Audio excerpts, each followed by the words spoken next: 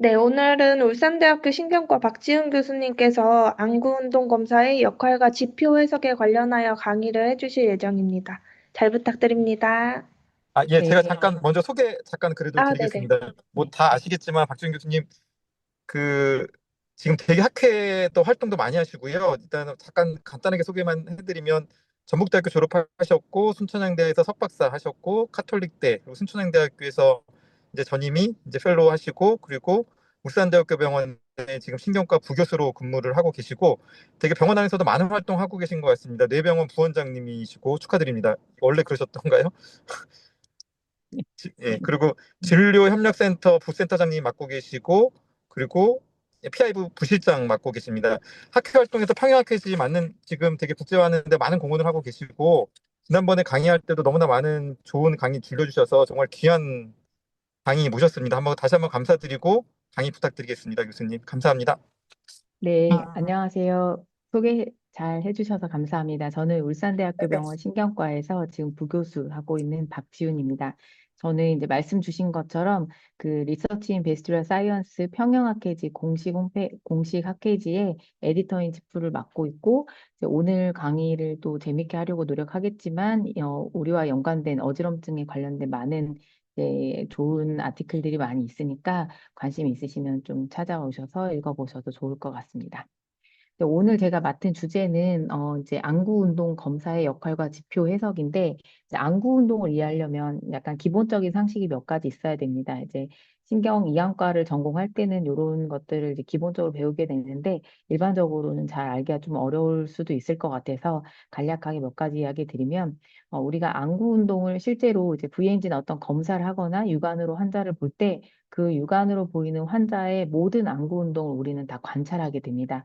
우리는 일반적으로 어지러운 환자를 보게 되고 그 어지러운 환자들에게서 보이는 뭔가 안진이나 이상소견만을 생각하고 있지만 실제로 이 환자가 원래 가지고 있었거나 또는 다른 원인들로 인해서 또는 센트럴 원인으로 해서 발생하는 많은 안구 운동 장애도 같이 동반될 수 있기 때문에 이런 이제 안구 운동 그 우리가 보이는 거는 모든 안구 운동을 다 포함한다라는 생각을 일단 하고 있어야 될 것 같습니다.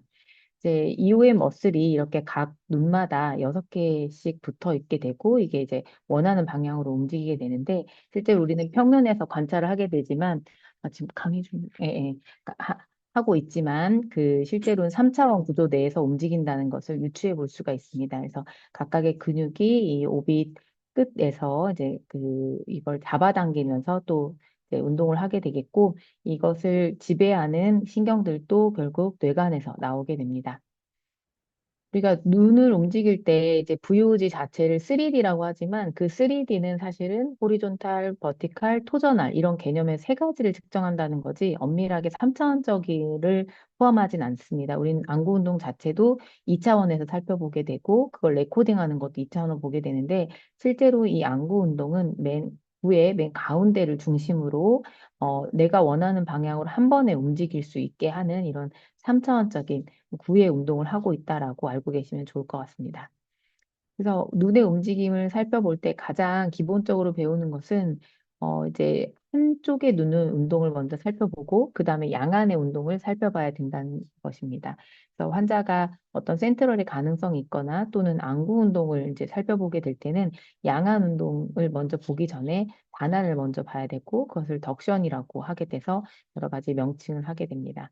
이런 단안의 운동에 이상이 없다면 그 다음에는 양안 운동에 움직임을 살펴보게 되고 그때는 버전이라고 해서 함께 움직이는 컨주게이트 아이 무브먼트와 한 반대 방향으로 움직이는 더 디스 컨주게이트 아이 무브먼트가 있게 되겠고 이제 컨주게이트는 움직이는 방향을 따라서 알 수 있고 디스 컨주게이트는 양안을 모으게 되는 컨버전스 또는 이제 벌리게 되는 다이버전스 이렇게 두 가지 양부 운동이 있게 됩니다.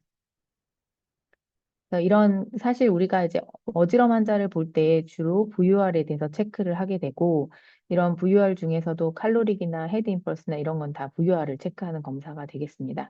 이러한 VUR의 자극이 결국 눈을 움직이게 되는 모터 뉴런 패스웨이를 지난 다음에 아이 무먼트에 발생하는 이런 안구 운동을 우리 눈으로 관찰하고 대부분 안진을 우리는 이제 있는지 살펴보게 됩니다. 실제로는 이 VUR 개념 이전에 다른 안구 운동이 모두 다 정상이라는 가정하에 이런 것들을 살펴보게 되는데요. 따라서 모든 안구 운동은 환자를 진찰할 때 사카드, 스무스 퍼슛, 게이지 홀딩, OKN 같은 이런 안구 운동을 기본적으로는 원칙적으로 살펴봐야 됩니다. 짧은 진료 시간에 이걸 다 살펴보긴 어렵지만 이러한 개념들을 정확하게 이해해야 되고 그래서 우리가 안구 운동 검사 이제 보험 수가로 되는 6종의 이 안구 운동 검사들이 다 녹아져 들어가게 됩니다. 근데 최근에 보험 급여 이슈로 인해서 이제 예전에는 익숙하게 이제 6가지 검사를 모두 다 시행하였지만 이제 저도 최근에는 VNG 검사와 VOG 검사를 분리해서 단순한 어지럼으로 오는 환자는 안진을 살펴보는 VNG 검사를 주로 하고 센트럴이나 또는 올드에이지처럼 디제너티브 디지즈가 있는 환자는 VOG 검사를 추가하거나 아니면 VOG 검사만 하고 있습니다. 그러니까 여기에도 사카딕 아이 무먼트, 스무스 퍼슛, 그리고 게이지 홀딩, OKN 이런 검사들이 들어가 있게 되고 오늘 제가 주로 말씀드릴 내용은 이 안구 운동 검사에 대해서 이야기 드리도록 하겠습니다. 왜냐면 이런 안구 운동 검사를 우리가 약간 기본적으로 하고 있다 하더라도 실제로는 그 의미도 알고 있어야 되고 그 판독도 해야 되기 때문에 이런 기본적인 개념을 알고 있어야 되고 어느 정도 이해를 하고 있다면 또 진료를 보거나 판독하는 데 어려움이 없으실 거로 생각이 듭니다. 그 이전에 이런 눈의 움직임을 레코딩하는 방법들은 아주 오래전에 EOG를 시행하였고 저는 EOG를 본 적은 없고 분당 서울대에 있는 마그네틱 서치 코일을 이제 본 적이 있는데 지금은 이런 검사들은 대부분 하지 않고 VOG가 모두 대체하였습니다. 최근에는 뉴로 이어저에서 만든 이런 버추얼 환경에서 아이 레코딩하는 방법이 발견되어서 기존의 검사들을 다 할 수 있고 또 이러한 것들을 이제 데이터를 학습시켜서 좀 더 진단하는 데 도움을 얻고 나아가서는 전정재활 치료 등 적극적 치료에도 활용을 하고 있는 것으로 보여지고 이게 사실 새로운 걸 하는 게 어려운데 이제 멋진 일을 하고 계신 것 같습니다. 이렇게 아이 무브먼트를 육안으로 보는 것뿐만이 아니라 오브젝티브하게 관찰을 하고 그거를 레코딩하는 것들은 우리가 임상에서도 굉장히 중요한데 이런 것들을 도큐멘테이션 해서 서로 같은 의견을 주고받고 어떤 정량화를 해서 정도, 중등도를 이제 분리하고 패솔로지를 알기 위해서는 또 빠른 안구 운동은 그래프로 보지 않으면 육안만으로는 어떤 걸 판단하거나 해석할 수 없기 때문에 잘 도큐멘테이션 하고 또 그래프가 잘 확인하는 게 중요하겠습니다. 또 어떤 질환을 진단하였다면 그 질환이 치료되면서 좋아지는 과정도 살펴보려면 중요하겠고 이러한 것들이 결국 학습이나 어떤 연구를 통해서 좋은 결과를 내기 위해서는 데이터도 모아놓는 게 중요하겠습니다. 따라서 이제 이런 안구 운동 검사는 진찰하는 데도 중요하고 또 장기적인 어떤 리서치 목적에도 중요한 역할을 하게 되겠습니다. 이미 임상에서 어지러운 환자를 진료하고 계시다면 이런 VNG의 검사 결과는 다 판독하실 수 있으시겠지만 호리존탈 포션은 위쪽이 라이트로, 버티칼 포션은 위쪽이 업으로, 토저널 포션은 위쪽이 클락와이즈로 우리가 표시를 하고 각각의 눈의 움직임을 레코드해서 슬로우 페이스와 패스트 페이스로 분리를 하고 만약에 안진이라면 패스트 페이스를 안진의 방향이라 생각하고 슬로우 페이스는 환자의 패솔로지하고 연관이 있다고 우리가 알고 있고 판단하기 때문에 베스티뷸라 오리진인지 또는 세레벨라 오리진인지 이런 것들을 감별하는 데 도움을 주고 있습니다. 이런 안진 자체는 이제 따로 사실 또 큰 그 강의를 할 수 있기 때문에 오늘은 주로 안구 운동에 대한 검사를 하도록 하겠습니다. 이는 사카딕 아이먼트와 스무스 퍼슛, OKM 모두 게이지 홀딩 포함해서 배드 사이드에서 사실 검사를 진찰 단계에서 해야 되고 그 단계 이상 소견이 보이는 거를 좀 더 정확하게 진단하게 되는데요. 환자에게 검사를 할 때는 예전에 제가 해놨던 건데 환자에게 손가락, 코 또는 이제 반대편 양쪽의 손가락을 보게 하고 그 당시에 눈이 어떻게 움직이는 걸 보게 됩니다. 또 이렇게 타겟이 검사실에서는 움직일 때 환자가 이것을 어떻게 보는지 관찰을 해서 어느 정도 있다가 보는지 잠복기를 보고 어느 속도로 따라오는지를 보고 정확하게 그 타겟만큼 오는지를 3가지 컴포넌트 주로 보게 됩니다. 실제로 우리가 일상생활에서 보고자 하거나 뭐 쇼핑을 하거나 길을 걸을 때 우리가 하는 대부분의 안구 운동은 사카딕 아이머트가 되겠습니다. 실제로 이렇게 타겟이 따라갈 때 그곳을 정확하게 잘 움직이는지를 확인해서 3가지 컴포넌트를 살펴보는데요. 실제로 우리가 그 검사실에서 하는 거는 비주얼 가이디드 리플렉시브 사카드가 되겠고 방금 보시는 검사가 그 대표적인 검사가 되겠습니다. 하지만 좀 더 다양하게 사카딕 아이머트를 관찰할 수가 있고 대표적으로 환자를 기억을 하게 돼서 방금 본 그런 타겟들을 기억을 해서 메모리를 가이드하게 될 때는 좀 더 서플리먼터리나 프론탈 아이필드가 관여를 하게 되겠고 이 그 하게 되겠습니다. 그래서 다양한 사카딕 아이먼트를 우리가 실제로 검사에서도 이용하게 할 수 있는데 사카딕 아이먼트의 특징은 이제 메인 시퀀스가 되겠습니다. 메인 시퀀스라는 개념은 뭐냐면 이런 그 사카딕 아이먼트가 다양한 앰플리튜드로 다양한 정도로 움직일 때 그때 움직이는 속도가 사카드는 정해져 있습니다. 그래서 환자가 20디그리만큼 움직일 때 가야 되는 속도가 정해져 있고 40디그리만큼 움직여야 될 때 가야 되는 속도가 정해져 있습니다. 그래서 우리가 사카딕 아이오마트 검사가 끝나고 나면 이런 판독지를 보게 되고 이 점 안에 들어가는 것처럼 이 속도가 이 안에 들어가야 이건 정상적인 사카딕 아이오마트다, 무브먼트다라고 판단하게 됩니다. 만약에 이거보다 빠르거나 느리다면 이건 비정상적인 사카드이거나 또는 사카드가 아니다라고 판단을 할 수 있겠습니다. 사카드는 생성될 때 어떻게 되는지를 보면 주로 호리존탈은 이제 익사이터리 버스트 뉴런, 사카드를 시작하는 뉴런이 PPRF라는 폰스에 있게 되고 버티칼은 RIMLF라는 미드브레인에 있게 됩니다. 이곳에 있는 사카딕 제너레이터가 처음 흥분을 하게 되면 이 신호가 사카딕을 유발하게 되고 양 안으로 이런 자극이 그 전달돼서 눈은 한쪽 방향으로 빠르게 움직이게 됩니다.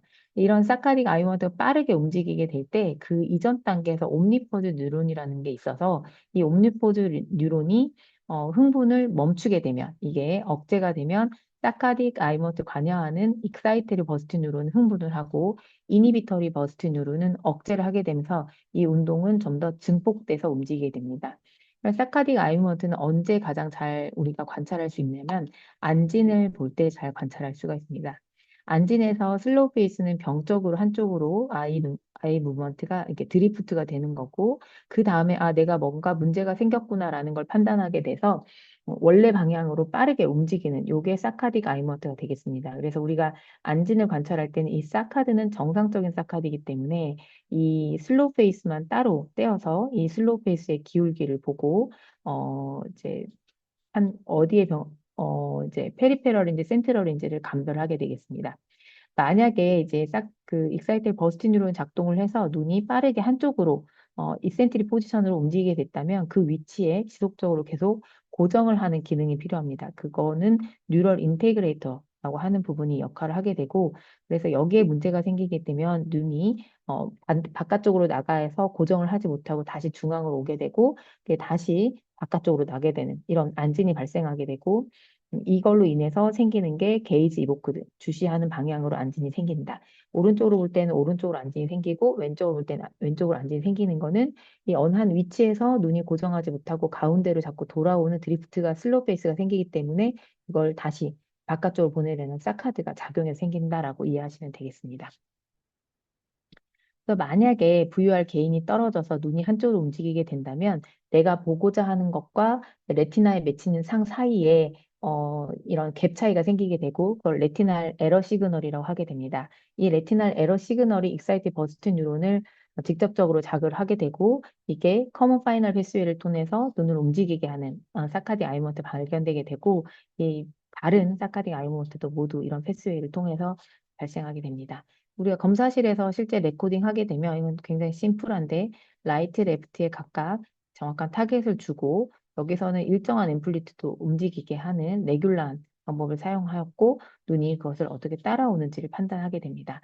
이런 검사가 끝나고 나서 우리가 이제 인터프리테이션 하는 과정을 이제 보게 되는데 전체적인 개념을 생각하면 방금처럼 정상적으로 움직이면 정상적인 타겟만큼 정상적인 속도로 가서 정상적인 곳에 그대로 멈추게 됩니다.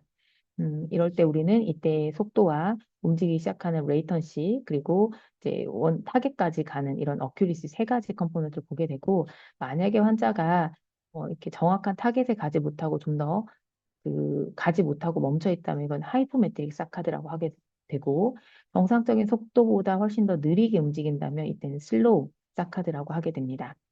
만약에 원하는 위치까지는 정상적으로 갔으나 이게 제자리에 있지 못하고 중앙으로 다시 돌아오게 되면 게이지 이보크드 니스타움에서 발생하는 패솔로직 컨디션이 되게 되고 이때 다시 사카드로 원래 바깥쪽으로 움직이는 안진이 발생하게 됩니다. 이 또 이제 정확하게 펄스를 통해서 간 사카드가 그 위치에 있지 못하고 내려오게 되면 이때는 펄스 스텝 미스매치라고도 하게 됩니다. 어딕션 렉은 INO에서 주로 관찰되게 되는데 정확한 타겟에 가지 못하고 이제 천천히 움직이게 됐을 때 반대쪽 눈보다 이제 반대쪽은 정상적으로 갔다면 반대쪽 눈보다 더 뒤쳐져서 따라간다라는 개념으로 해서 어덕션 렉이라고 이야기를 하게 됩니다. 실제로 사카딕 아이먼트를 하게 되면 이런 우리가 결과표를 받게 되고 이때 픽 빌로시티는 요 그 회색선 안쪽에 들어와 있어야 정확한 사카딕 아이먼트가 되게 되고 레이턴시는 이 250msec 이상 이 안으로 들어와야 이제 사카딕 아이먼트가 되게 되겠습니다. 어큐리시는 좀 더 정확하게 100 전후로 이제 80에서 120 정도 안에 들어오면 어큐리시가 어느 정도 정확도가 있다라고 저희가 판단을 하게 되고요. 이런 판단은 이제 다양한 그 어떤 사카드 종류가 여러 가지가 있다고 했는데 그거에 따라서 조금씩은 달라질 수가 있겠습니다. 주로 이제 그 사카드 이상 소견 중에 가장 흔한 그 중에서 저희가 제일 많이 볼 수 있는 건 슬로우 사카드가 되겠는데 정상적인 속도보다 좀 느리게 가는 경우고 이거는 이제 안구 운동 그 머슬 자체에 문제가 있거나 또는 이제 브레인 스템에 문제가 있을 때 또는 전체적인 뇌 기능이 떨어졌을 때 관찰될 수 있겠습니다. 예를 들어 이 환자는 아까 브레인 스템 폰스에 있는 PPRF의 병변이 있을 때 라이트로 가는 사카드는 굉장히 천천히 움직이고 레프트로 가는 건 굉장히 정상으로 움직이는 것을 알 수가 있고 이럴 때는 우리가 안구 운동만 보고 라이트 PPRF의 리전이 있다라고 진단을 내릴 수가 있습니다. 이 환자는 호리존탈 사카드는 정상 범위인데 위로 올라가는 사카드의 속도가 굉장히 느려져 있고 아래로 내려오는 거는 정상적으로 어느 정도 보이고 있는데 위로는 이제 하이포메트릭 하기도 하고 슬로우 하기도 합니다. 이 경우는 그 버티컬 사카드의 제너레이터인 RIMLF에 이렇게 리전이 있는 폰타인 임팍션, 미드브레인 임팍션 때 관찰될 수가 있겠습니다. 그래서 아까 타겟을 끝까지 가지 못한 경우는 하이포메트릭 사카드라고 하게 되는데 네, 그 슬로우 사카드하고 하이포메트릭 사카드가 같이 있는 경우도 굉장히 많고 왼쪽으로 볼 때는 정확하게 오른쪽 눈이 중앙으로 가지 못해서 하이포메트릭 사카드가 보이고 오른쪽으로 갈 때는 전체적으로 양눈나 슬로우 사카드가 보이게 됩니다. 그래서 이거는 우리가 보통 원앤하프라고 하는 이제 그 MLF와 PPRF 또는 식스 뉴클라이가 같이 침범됐을 때 보이는 소견이 되겠습니다. 이제는 이제 정확한 타겟을 넘어서 오버해서 가는 경우를 이야기할 수가 있겠고, 이때는 하이퍼메트릭 사카드 또는 오버샷이라고 하게 됩니다. 실제 사카딕 아이먼트 검사를 하고 나면 이렇게 삐쭉삐쭉 쏟아나온 것처럼 보이는 요것이 관찰될 때 우리가 인터프리테이션을 하이퍼메트릭 사카드다라고 하게 되고, 이건 주로 세레벨라 패솔로지이기 때문에 세레벨라 디스펑션 때 관찰되는 게이트 이보크 니스타무스나 다운빈 니스타무스가 관찰되는지 또 환자의 익잼에서 아탁시아나 디스아스리아 관찰되는지 등을 관찰해서 저희가 이제 정확하게 세레벨라 디스펑션을 진단할 수가 있게 되겠습니다. 사카딕 아이 무브먼트가 이제 저절로 아무 문제가 없는데도 발생하는 경우를 사카딕 인트루전이나 오실레이션이라고 이야기를 하는데 사카딕 인트루전은 이렇게 간헐적으로 생기는 것을 이야기하게 되고 스퀘어 웨이브적, 마크로 스퀘어 웨이브적, 사카딕 펄스, 더블 사카딕 펄스 이렇게 개념을 읽겠습니다. 가장 흔하게 많이 보는 것 중에 하나가 스퀘어 웨이브적으로 생각이 되고 스퀘어 웨이브적일 때는 이렇게 사각형 모양으로 눈이 움직여서 스퀘어 웨이브라고 하게 되고요. 가끔 이제 올드 에이지에서 어지럽고 안진이 보인다라고 이제 협진이나 또는 의뢰를 받았을 때 이렇게 스퀘어 웨이브적이 보이는 경우가 꽤 많습니다. 이 스퀘어 웨이브적은 안진과 다르게 일정한 방향성이 없고 말 그대로 사각형 모양으로 사카드가 움직였다가 중간에 인터벌, 쉬는 텀을 가지고 또 다시 사카드가 되돌아오는 이런 형식을 보면 알 수가 있고 헷갈리면 이제 그래프를 직접 보면은 이제 명료하게 감별할 수가 있겠습니다. 근데 이제 올드 에이지에서도 한 20%는 보일 수 있기 때문에 저거 자체를 패솔로직하게 저희가 판단하진 않습니다. 이 사카디 이거는 옵소클로누스인데, 호리존탈 방향으로 자발적으로 굉장히 빠르게 움직이면서 이렇게 삐쭉한 모양으로 그래프가 보여지는데, 중간에 인터벌이 없는 경우에는 이게 오실레이션, 옵소클로누스나 사카디 플러터라고 얘기하고, 이거는 아주 명백한 세레벨라나 브레인스템 패스로지이기 때문에 아주 적극적인 검사를 시행하여야 됩니다. 이 외에 이제 저희가 첫 번째 이제 사카드 하는데 굉장히 오랜 시간을 들였는데, 이제 사카딕 아이먼트는 가장 잘 알고 있어야 되기 때문에 좀 더 정확하게 설명을 드렸습니다. 그 외에 스무스 퍼슛에 대해서 이야기를 드리면, 스무스 퍼슛은 스몰 무빙 타겟을 예, 따라가면서 추적으로 하면서 보는 아이먼트가 되겠습니다. 실제 임상에서는 이게 좀 느린 속도로 움직이게 되고, 환자에게 여길 따라가 보세요 할 때 실제 눈이 움직일 때 뚝뚝 끊긴 것처럼 움직이는 건지 어느 한쪽은 잘 움직이지 않는지를 살펴보게 되고, 실제 검사실에서도 이렇게 따라보기를 할 수 있게 작은 타겟을 주고 움직이는 것으로 이제 볼 수가 있습니다. 이 스무스 퍼슛은 환자의 약이나 이제 에이지 얼러트니스에 연관을 받기 때문에 스무스 퍼슛 자체의 이상만 가지고 우리가 이상 소견이 있다라고 판단하진 않습니다. 스무스 퍼슛은 또 뇌 내에서 다양한 그 패스웨이를 지나가게 되는데, 보시면 브레인 스템의 미들 세레벨러 페듐클 내부에서 데커세이션을 해서 세레벨룸을 거쳐서 나온 다음에 VUR 패스웨이를 또 다시 거쳐서 네, 나타나게 됩니다. 그래서 뇌에 어딘가에 병이 있거나 또는 VR이 망가졌을 때 모두 다 이상 소견이 관찰될 수 있기 때문에 스무스 퍼슛에 이상이 있다라고 해서 어디에 병이 있다라고 정확하게 판단하기가 어렵습니다. 스무스 퍼슛이 이렇게 옴니 디렉션하게 좌우로 이상이 호리존탈하게 관찰이 되고, 또 위아래로 움직일 때도 이렇게 이상이 관찰될 때는 이게 이제 디제너러티브한 디지즈가 있거나 전체적인 뇌의 기능이 떨어져 있다라고 이야기를 할 수가 있겠고, 만약에 이제 이런 패턴이 아니라 어느 한쪽으로만 입시 리저널하게 이상이 있다면 이때는 이제 그쪽에 병이 있는지 좀 의심을 해봐야 되겠습니다.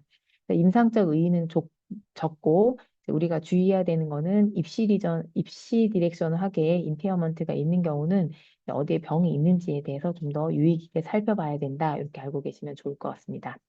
그래서 입시인지 컨투라인지에 따라서 병변이 다르고, 입시는 이제 세레브럴 헤미스피어에 컨투라는 브레인 스템에 병변이 있을 가능성이 많고, 전체적으로 이상이 있을 때는 드럭이나 또는 디제너티브 디지즈, 올드에이지만으로도 나타날 수가 있고, 그럼에도 불구하고 이제 특징적으로 PSP 같은 경우는 좀 많이 손상된다라고 알려져 있습니다.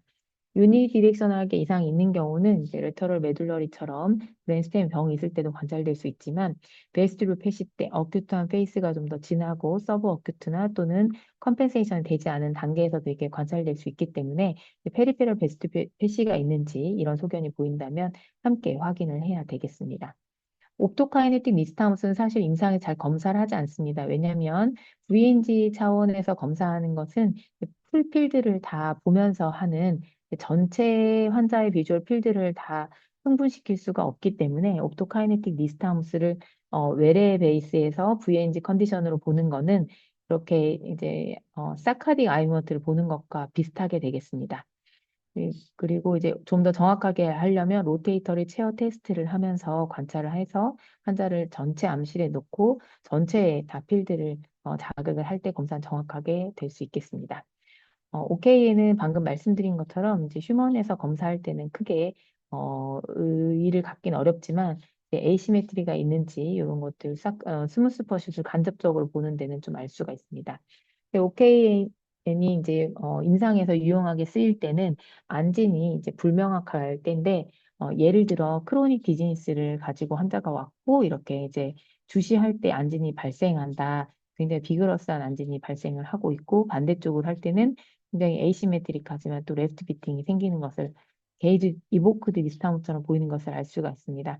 그러나 안진의 그래프를 정확하게 보면 이게 이제 그 GN에서 보이는 이센트릭 한 패턴이 아니라 인크리징한 패턴임을 알 수가 있습니다. 그래서 이런 환자를 GN이네, MRI 찍어야겠네, 뭐 MRI 찍고 이상이 없으면 이 환자 과연 뭘까라고 또 헷갈릴 수가 있는데, 이 스폰타니어스 디스타운스를 관찰해보면 굉장히 비그러스하면서 이게 파도 모양처럼 웨이브가 위로 갔다 내려갔다 이런 방향이 보이고 방향성도 명확하지 않은 것을 알 수가 있고 이런 환자들에게서 오케인을 하면 지금 라이트 오케인을 하고 있는데 환자는 라이트 비팅 디스턴스가 관찰되고 있어서 오케인은 원래 로테이션을 하게 되면 로테이션 방향으로 스무스 퍼슛이 따라갔다가 다시 되돌아오는 반대 방향으로 오케인이 나와야 됩니다. 즉 라이트 방향으로 드럼통을 돌리면 레프트 비팅 디스턴스가 관찰돼야 되는데 이렇게 드럼통을 돌리는 방향으로 안진이 생기는 거는 컨제니탈 디스타우스 나오는 굉장히 특이한 특징이 되겠습니다. 그래서 OK에는 이런 어지러운 환자가 왔는데 안진도 비그러스하고 뭔가 옛날부터 안진이 있었다고 하는 선천성 안진이 의심될 때 이것을 감별하기 위해서 유용하게 임상에서 사용될 수가 있겠습니다. 그래서 컨제니탈 리스타우스는 앞에 얘기 드린 것처럼 GN과 미미킹 하지만 실제 그래프를 보면 이제 B가 GN에서 나오는 안진이 그 기울기가 점점 디크리징하는 패턴이 아니라 점점 인크리징하는 패턴으로 관찰되는 것을 볼 수가 있고 실제 그래프를 보면 감별이 어렵지 않게 할 수가 있습니다. 그래서 이런 그 이제 환자의 주시 안진이나 또는 이제 오케인을 돌렸을 때 나오는 안진의 특징, 또 슬로우 페이스 빌로시티의 어떤 기울기를 정확하게 보는 게 이런 VOG를 했을 때 판독하는 가장 기본이 되겠습니다. 기본이면서 가장 중요한 포인트가 되겠습니다. 게이즈 이보크드 니스타무스는 안진이 주시하는 방향으로 발생하는 것을 우리가 잘 알고 있고 이제 엄밀한 의미에서 이렇게 단편적으로는 주시하는 방향으로 안진이 발생한다 이렇게 알 수 있지만 실제로 여기에 내재되어 있는 거는 게이즈 홀딩을 주체하는 세레벨라 디스펑션이 있어서 그 위치에서 게이지가 정확하게 어, 가만히 있지 못하고 중앙으로 드리프트해서 다시 그쪽 방향으로 나가는 이런 패솔로지가 숨어 있다라고 알고 계셔야 될 것 같습니다. 그래서 이렇게 아까 지인과 그 이제 컨제니탈과 다르게 주시하는 방향이 이제 점점 디크리징하는 패턴으로 안진이 관찰될 때 우리가 명확하게 GN이다라고 이야기를 하게 됩니다. 근데 결국은 그 이 환자들이 대부분 세레벨라 디스펑션이 세레벨라 디스펑션으로 인해서 생기기 때문에 이제 다른 세레벨라 패스웨이가 같이 있는 동반되는지를 봐야 됩니다. 근데 임상에서 환자를 볼 때 또 헷갈리는 거는 환자를 육안으로 보고 열심히 진찰하려고 보면은 GN이 계속 보이는 환자들이 있습니다. 그래서 이 환자들이 보일 때 특별한 세레벨라 디스펑션 사인이 관찰되지 않는다면 게이지 홀딩 디스턴스 방금 본 그런 우리가 이야기하는 게이지 이보크 디스타운스인지 또는 피지올로지컬 엔드포인트 디스타운스인지를 감별해야 됩니다. 정상적인 사람도 끝까지 눈을 보게 하면 피지올로지 엔드포인트 디스타운스 관찰될 수 있고 어떤 사람은 이제 게이지 이보크 디스타운스처럼 굉장히 좀 뚜렷하게 잘 보이는 사람이 있습니다. 두 가지가 굉장히 헷갈린다면 MRI를 찍어서 구분해보는 방법밖에는 없겠지만 엔드포인트 디스턴스는 주로 익스트림한 레터럴 게이지에서 보이고 G에는 30디그리 이내에서 보통 보이게 됩니다. 그리고 일시적으로 그 보통 보이고 지속적으로 계속 보이는 경우는 별로 없습니다. 그래서 응급실에서 볼 때는 안진이 굉장히 보였다고 GN이었다고 분명히 하는데 이제 입원해서 보면은 GN이 안 나오는 경우도 있고 네, 따져보면은 결국 피지올로지 엔드포인트 미스타무스였던 환자들은 너무 열심히 진찰하는 경우에 잘 보일 수가 있겠다라고 볼 수가 있습니다. 이상으로 대표적인 안구운동 검사에 대해서 설명을 드렸고 결국 안구운동 검사는 베드사이드에서 우리가 우선적으로 먼저 시행을 해보고 거기에서 이상 소견이 의심될 때 선택적으로 시행하는 검사가 되겠고 이런 안구운동 검사는 이제 일반적인 어지럼 환자에서는 인텍트 하겠지만 중추성 병변이 있거나 퇴행성 질환이 있거나 올드 에이징 경우에는 이상 소견이 관찰될 수가 있습니다. 이 환자들이 보였을 때 이게 정상 소견인지 비정상 소견인지 현재 어지럼과 연관이 있는 건지 없는 건지에 대해서 판단을 하기 위해서는 오늘 말씀드린 것을 리마인드 해보시면 많은 도움이 될 수 있지 않을까 싶습니다. 또 대표적인 사카딕 아이무어트, 스무스 퍼슛, OKN, 게이즈 홀딩과 연관된 GN 이렇게 말씀을 드렸는데 사카딕 아이무어트는 레이턴시, 빌로시티, 어큐리시에 대해서 잘 관찰을 해야 되고 이게 전체적으로 떨어져 있다면 브레인 스템이나 디제너티브 디지즈라는 것을 의심해야 되고 오버샷이나 이제 하이퍼메트릭 하다면 세레벨라 패솔로지가 있는지를 함께 봐야 됩니다. 스퀘어 웨이브 적 같은 경우는 올드에이지에서도 일반적으로 보일 수 있지만 옵소클로스누스나 사카딕 플러터, 사카딕 펄스는 반드시 패솔로지 컨디션에서 관찰되기 때문에 CNS에 병변이 있는지 명확하게 체크를 해봐야 되겠습니다. 스무스 퍼슈 또한 올드 에이지에서 일반적으로 관찰될 수가 있는데 유니디렉션한 경우에는 뭔가 베스트 패시가 동반돼 있을 가능성이 있기 때문에 이에 대해서 확인이 필요하겠습니다. 옵토카이네틱 리스타무스는 이렇게 그 VNG 컨디션에서는 환경적으로 정확한 걸 알기가 어렵고 임상에서 휴먼에서는 뭔가 임상적인 요인은 적지만 컨디지털 리스타무스 관별할 때는 많이 도움이 될 수 있겠습니다. 이상 오늘의 강의를 마치도록 하겠습니다.